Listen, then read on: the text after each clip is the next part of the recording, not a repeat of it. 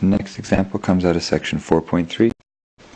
In this case, in again section 4.3 trig ratios, we're asked to determine exact values for the trig ratios. Draw a diagram to illustrate your answer. So the first one is sine of 4 pi over 3. A diagram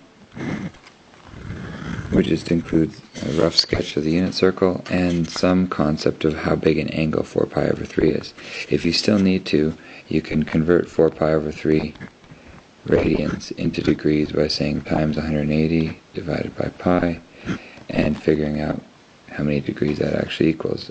You should get an answer of 240 degrees, which might help you draw this thing in standard position, something like that. If you're getting to the point where you don't require the conversion to degrees, that's a good thing. Hopefully as we go along you'll get more and more comfortable with radians. But so my angle of 4 pi over 3 looks like this. Now as we go along, again you'll get to know the unit circle well enough that this point on the unit circle is something that we're going to be able to read. I know that both coordinates are negative, and they turn out to be negative a half, negative root 3 over 2.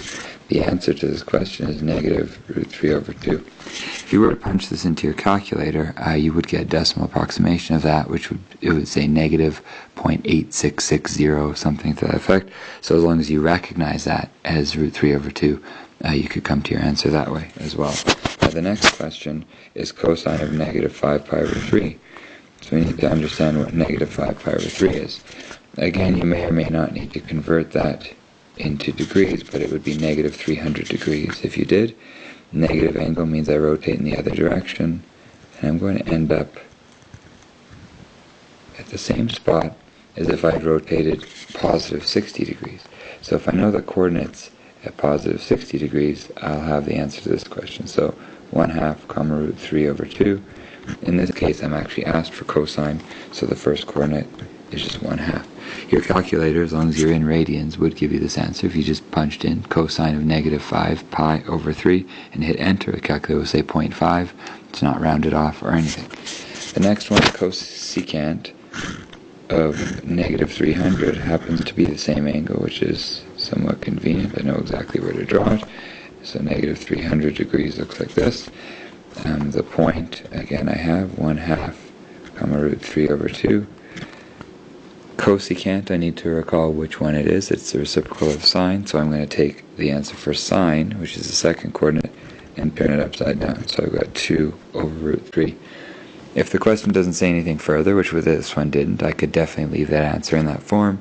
I could also rationalize it and give an answer that would say 2 root 3 over 3. Those are equivalent, and again, if you were to punch sine of negative 300 into your calculator and then do 1 over that answer, you would get a decimal approximation of this and not the exact value answer that we just got. The last one on the page is cotangent of 11 pi over 6. 11 pi over 6 is just about all the way around the circle. It actually turns out to be 330 degrees. The coordinates are root 3 over 2, comma negative 1 over 2. Now, neither of those coordinates is cotangent or even tangent for that matter, so it is important that I know what cotangent is. Cotangent is actually the reciprocal of tan. Another way of looking at it is to say that it's cosine of 11 pi over 6 divided by sine of 11 pi over 6. Again, the relationship between cotangent, cos, and sine is on the formula sheet. So I'll be looking at this and I'll be saying, well, I've got root 3 over 2 divided by negative 1/2. Fractions are always a little trickier for people, so I won't skip any steps. Multiply by the reciprocal, and I get an answer of negative root 3 as the answer to this problem. Again, all exact values, and a little diagram to show the answer, so we've answered the 2 parts of the question, and you're done.